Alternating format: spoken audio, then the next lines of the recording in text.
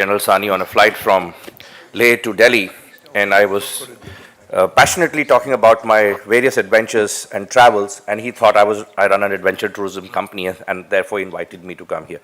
Actually, I don't. I run a consulting company advising companies and political parties as to how to win public perception and opinion. But having said that, my education in hospitality, my travel to more than 50 countries and extensively around the nation, my connection with Kashmir and Leh through family and friends, my passion for sustainability. My son is an environmental economist. I think sort of gives me some kind of a fresher's view, an outside-in view to maybe share my thoughts with this august audience. So with that, General Sani, thank you so much. Ranjit, my old friend, and Mr. Wattle. I would like to start by challenging one concept about 6%. Sir. I read the 2015-16 economic report on J&K, and as a business person, I always wonder that the share of the pie of any GDP or any business can change dramatically if we were to bring the right focus into that area. So two thoughts. One, being a student of Michael Porter, my idea around the competitiveness of nations and competitiveness of businesses is built around the fact that you do what you're doing do best at. And the second idea is to understand in the whole idea of Leh and development of Leh, Ladakh and J&K, what is the most competitive form of development? And since General Sani sort of brought tourism as a focus for my conversation, let me sort of think about that. First of all, what is tourism? I think if we try to understand the fact that it is a influx of visitors looking for an experience away from home, and therefore there's a whole ecosystem that sort of works around to deliver that experience. So you can think about the demand side of tourism, and you can think about the supply side of tourism. And let's look at the most obvious, right? In terms of the fact that today only 6% of the GDP of the state comes from tourism, I believe that there is a path which can take into double or triple the relative contribution of the state GDP. It's no unknown fact that tourism is the largest industry in the world. And the reason why this is the largest industry in the world is because it's an asset-light industry. Let me look at 3 or 4 very specific areas that I want to talk to you about. Right? There can be resource-rich countries like Africa, full of nature, full of variety of experiences that various countries can offer, or they can be tourism in resource-deficient nations like the Middle East or Singapore, who actually have made tourism into a multi-million or multi-billion dollar industry. So there can be different kinds of spectrum. Now, when you think about the 4 critical benefits that I believe tourism will bring to the economy, I will speak specifically around Leh Ladakh because that's where my experiences are more, both having ridden into the state and having trekked extensively inside in that area, and have spoken to some friends and family there. Look, from 4 key or 5 critical things I want to talk about. One, the economic benefit, and what's delightful in this conference is the fact that everybody here is trying to see the whole elephant and not only the trunk and the leg separately, and somebody else's job is to put the elephant together. Often the challenge in policy making and development is that somebody is seeing the trunk and the leg, but nobody is seeing the whole elephant. So the idea about this as an integrated sort of platform for development from various streams is a tremendous sort of conversation. So I look at the economic benefit of it. We'll look at the infrastructure benefit of tourism.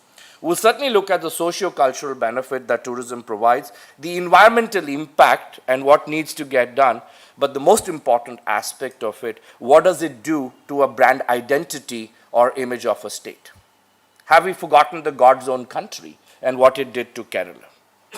So let me start by the 5th and the most important aspect. As we try to look towards branding a nation or branding a state, the idea of tourism as a flag bearer of the brand is a wonderful idea, simply because it involves transfer and exchange of people.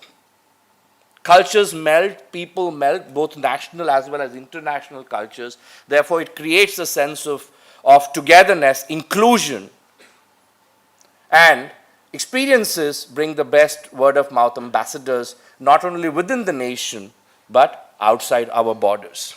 So what better way than to bring a shared understanding of each other than to encourage tourism? Right? We talk about people-to-people contact as a way to build inclusion, but tourism is the best form of people-to-people contact. So I think it just thinks about the brand, and the investment in branding itself is a tremendous way in which we can think about tourism. So being a consultant in that area, let me start with that part. Has the government of J&K given enough thought about how it will need to brand tourism?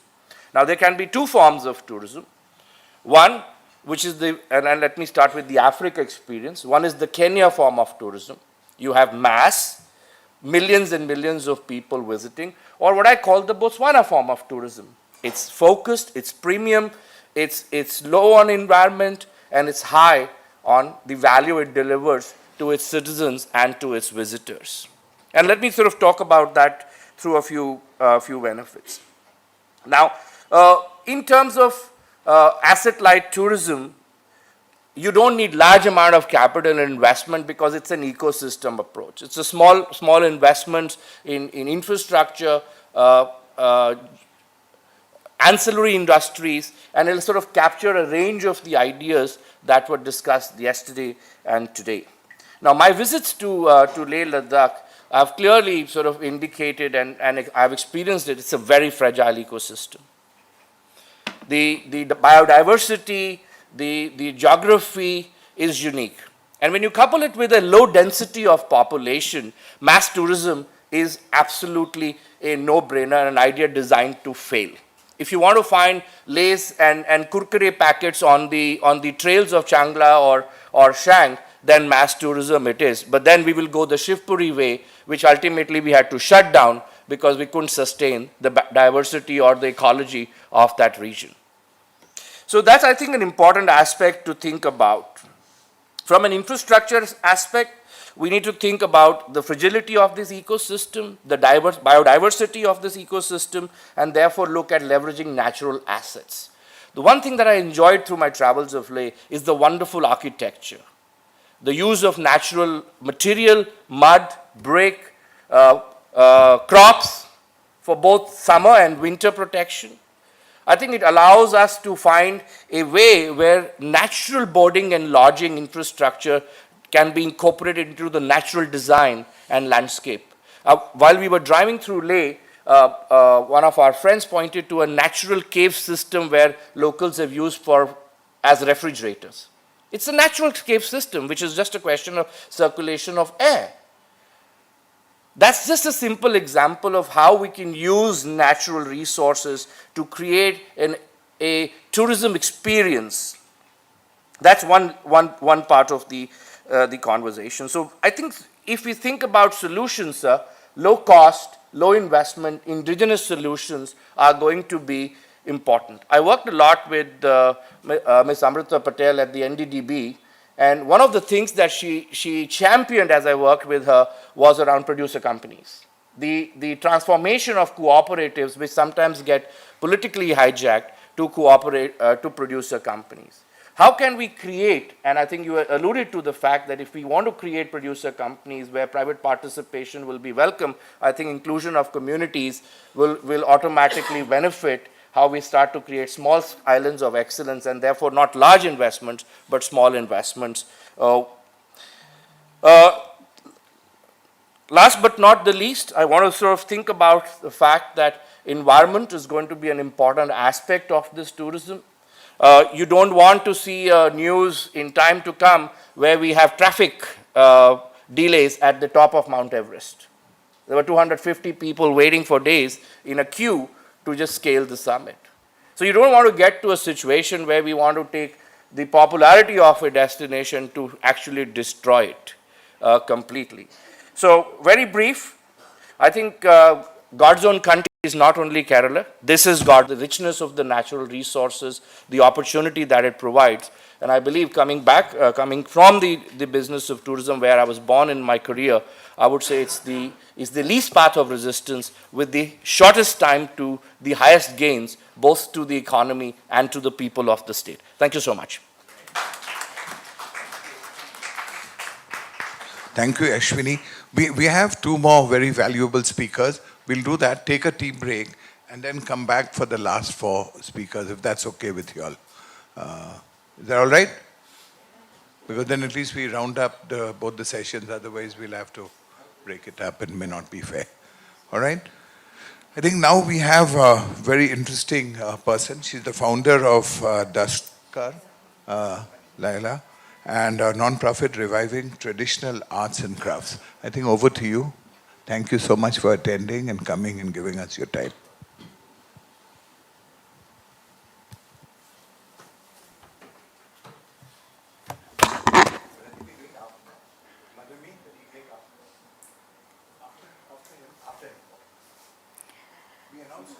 Well, I work with craftspeople, so for me the title of this conference is actually Crafting a Sustainable Future.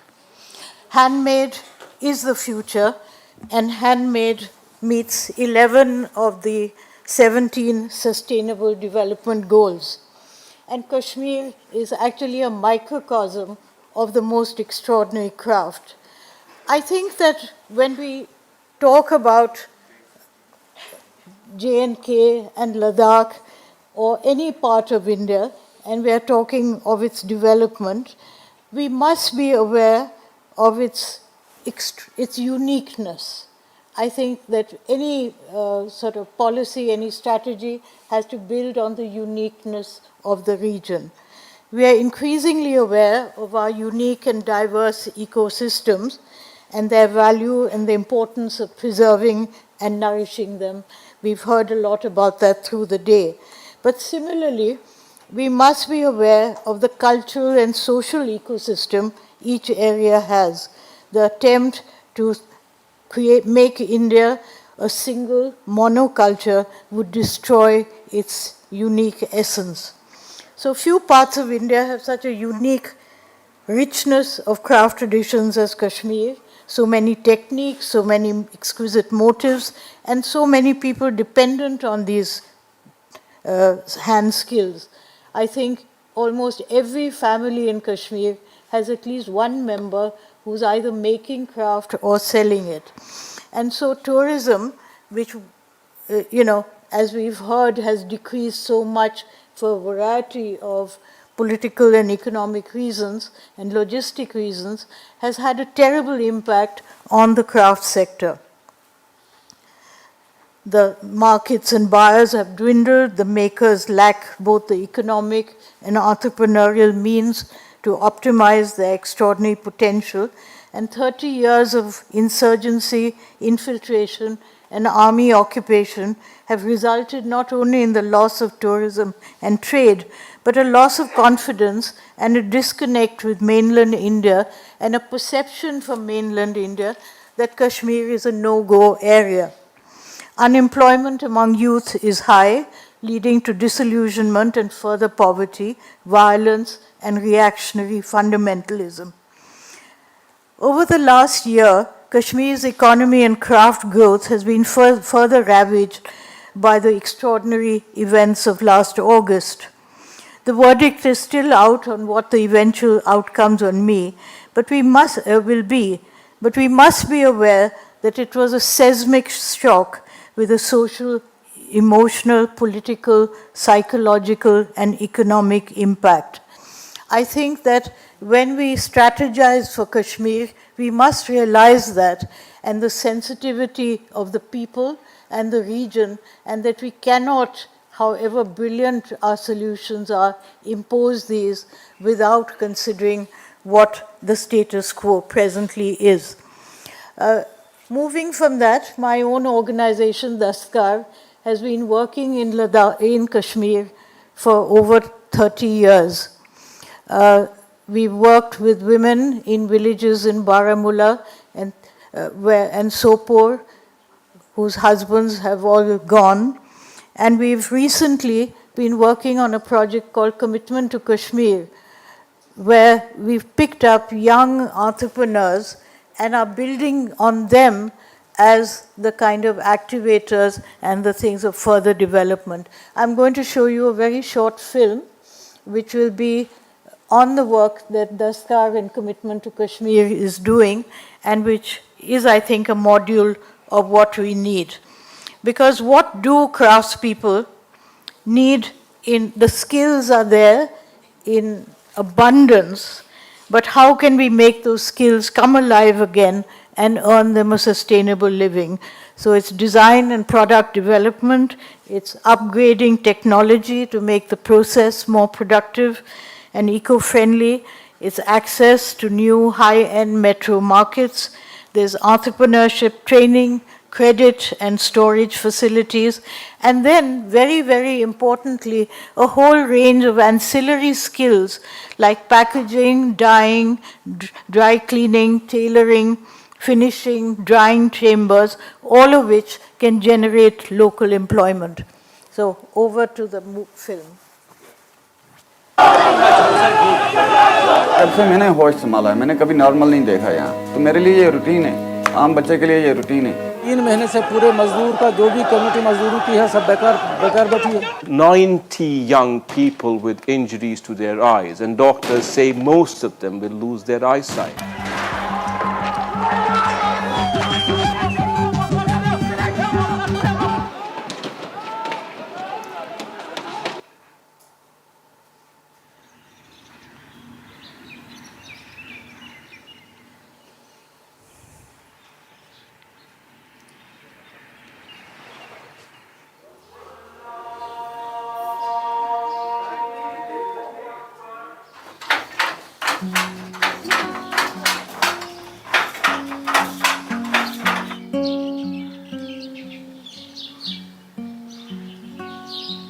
Anyone who works with craft has to work in Kashmir because every family, every individual is touched by craft production in some way.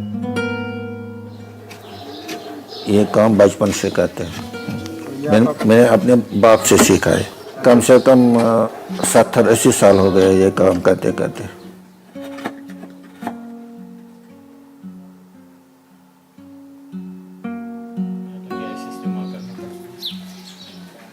यहाँ पे तो हालात खराब के वजह से यहाँ पे बेरोजगारी भी बहुत है।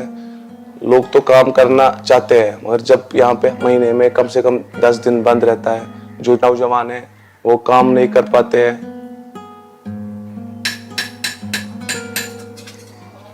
When a place is almost locked out from the rest of India because of the insurgency and the violence that is happening, it does affect everybody.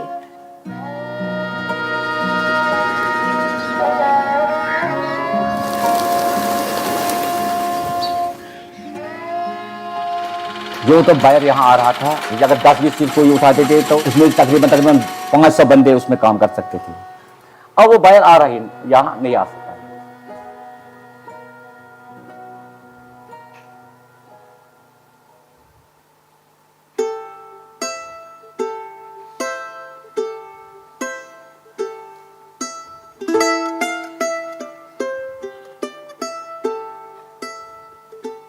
Kashmir में ये तो पहली बार है जो आपने ये कोशिश किया है, तो आज तक ये मतलब ये बाप दादा का डिजाइन, हम तो खुद ही डिजाइनर भी था तो सब कुछ, ये बाहर का पता नहीं, हमको सिर्फ यहाँ का कश्मीर का पता है।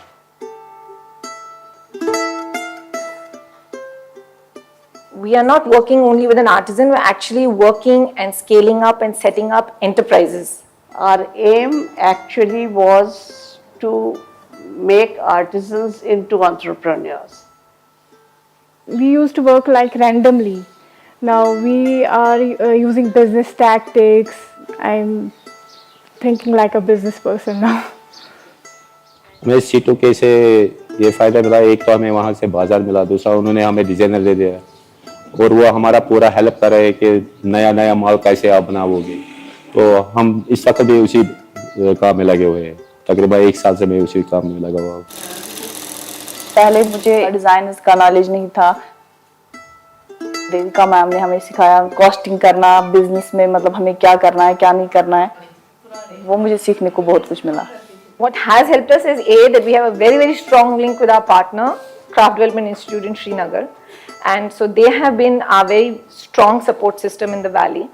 So CDI's role right from the beginning has to identify the right kind of people for the project and then providing the support in terms of infrastructure, documentation, and also hand-holding and networking with the right kind of raw materials, sources.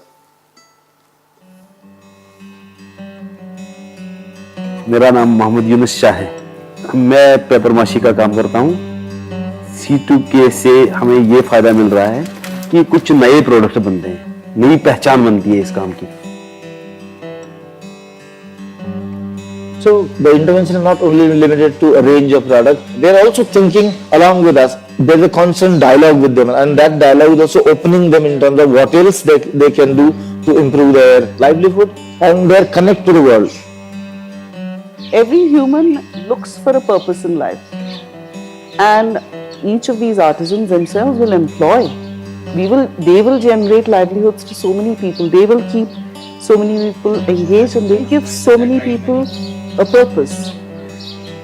So if Uruj alone gives 10 people a purpose, 50 artisans would mean 500 people getting a purpose. And I think that's, however small a battle, that's a battle won.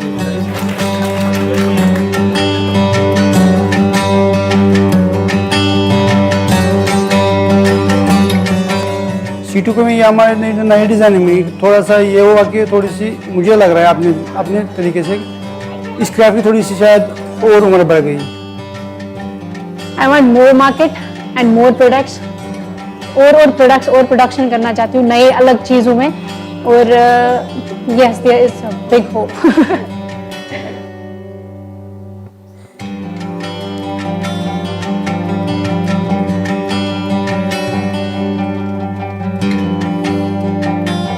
Just going to flash some of the new products designs that we've developed. Just take a minute or so. I mean, and basically, whether you're talking of crafts or you're talking about animal husbandry or you're talking about tourism, you have to work with the community. You have to make the community feel motivated and a part of it. So this is some of the designs. Can we have the lights on? It's just 2 minutes, I think, not even 2 minutes.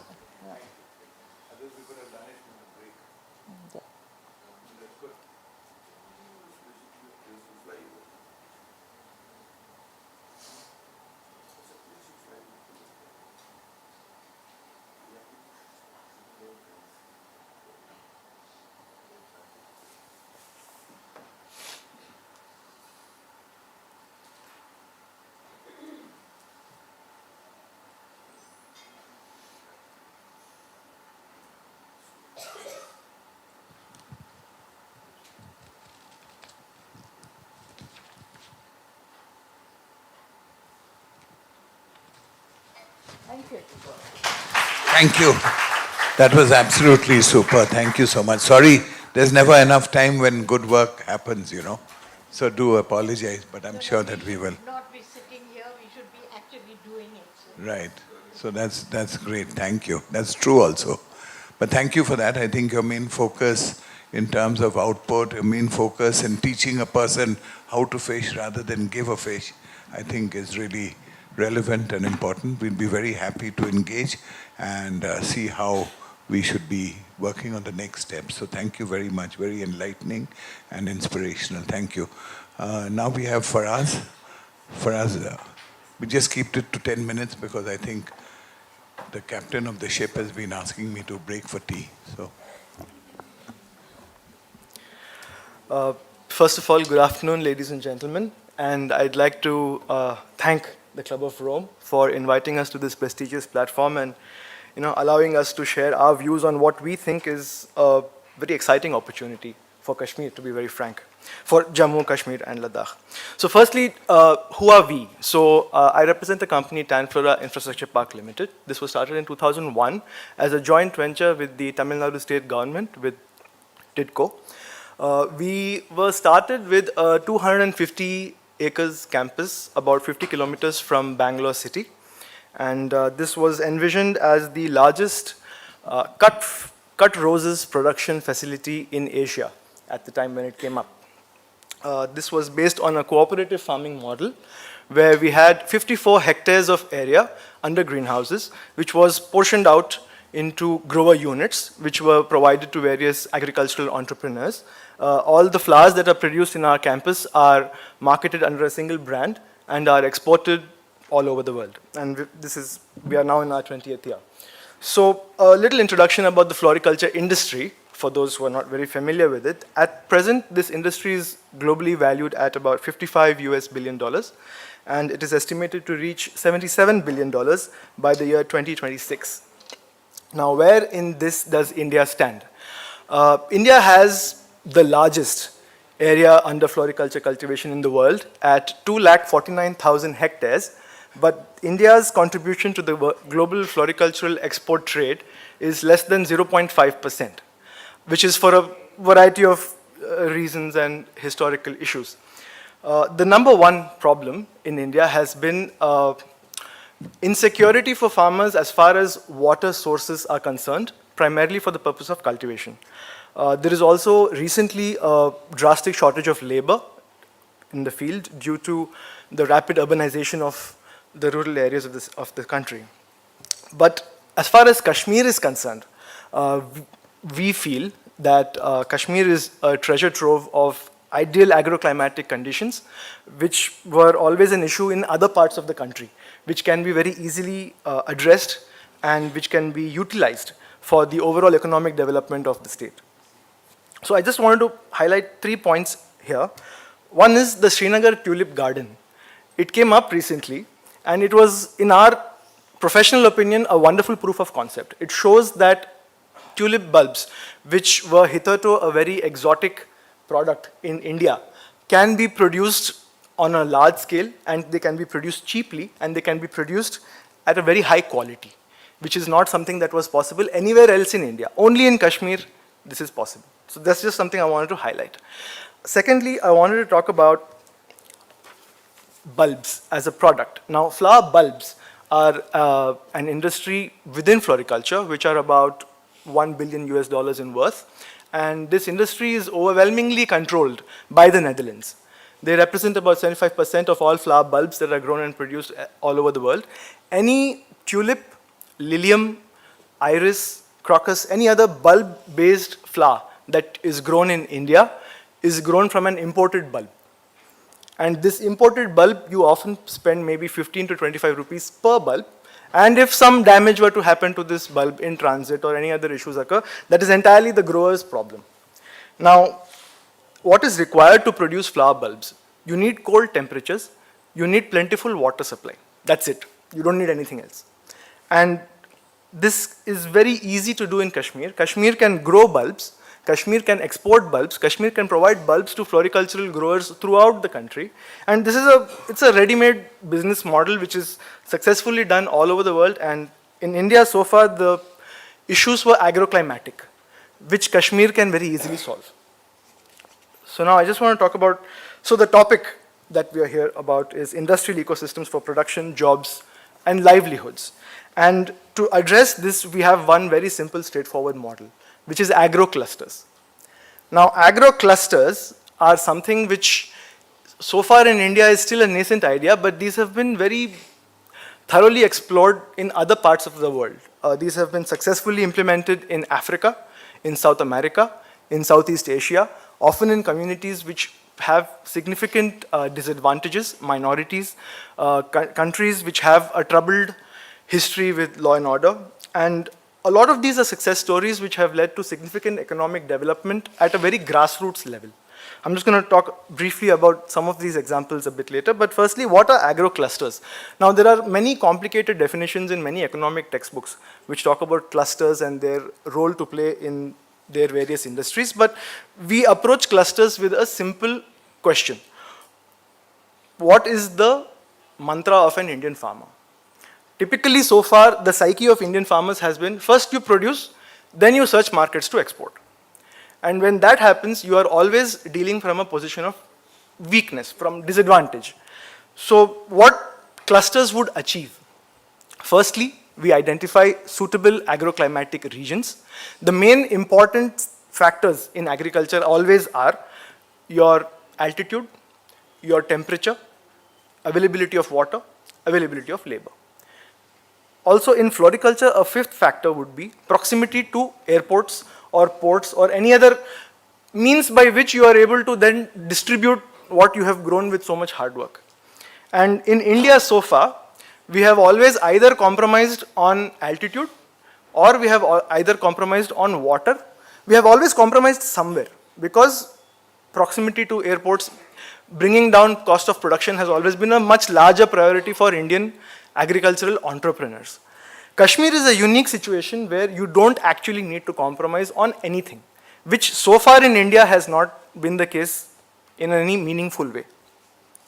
So we are talking about clusters. Clusters would be regions in Kashmir Valley, in Jammu region.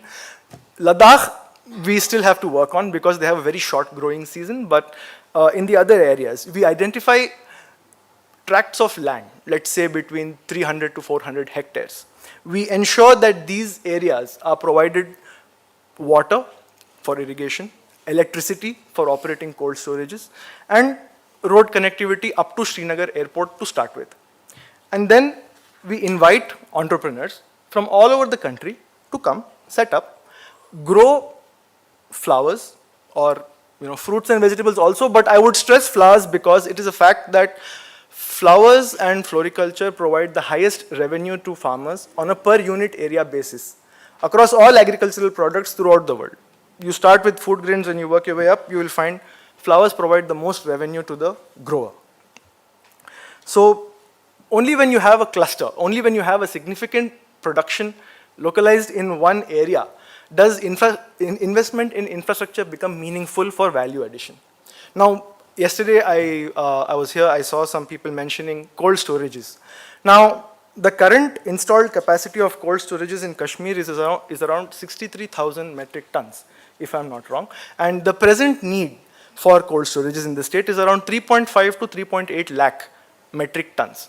There are numerous projects which have been proposed by the government and are in various stages of implementation. But if we are looking at clusters as a meaningful way of promoting agriculture and floriculture in the state, that requirement may well exceed 6 to 8 metric tons. And this is something which has to be implemented. Now, instead of having remote cold storages all over the place, you'd rather just invest and achieve economies of scale by focusing your investments in a way that you are assured that there is a return on your investment.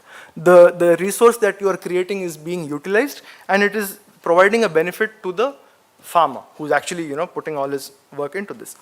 And also, another point about clusters, why they are important to be discussed here and why they should be on the back of people's minds when you're talking about policy is that clusters usually come about because of government involvement. Clusters require government policy. We have seen examples in Mexico. By the way, India has a very large mango production, no doubt, but Mexico is the world leader in mango export, not India. India has a very large banana production, but India is not the leader in banana export. That honor goes to Ecuador. India has a very large floriculture production, but the world leader in export is Colombia. And in Colombia, it's a very good example, you have 79% of the country's flower production centered around the city of Bogota, in about 7,300 hectares, because that is where the majority of the transport takes place. Bogota airport is a hub for flower export. So we've identified some areas. We have a more detailed report which we can share later. I think we're a little pressed for time, so I won't go into too much detail. But another point I want to mention is the availability of agricultural inputs. This is something that is an issue in Kashmir and is something that needs to be addressed if we are able to proceed with a systematic upgradation of the agricultural community of the entrepreneurs in the state. And finally, there are other points to be looked at, such as the capital subsidies that are being offered for the entrepreneurs in the country. These need to be more focused on Kashmir, oriented to the unique geography of Kashmir.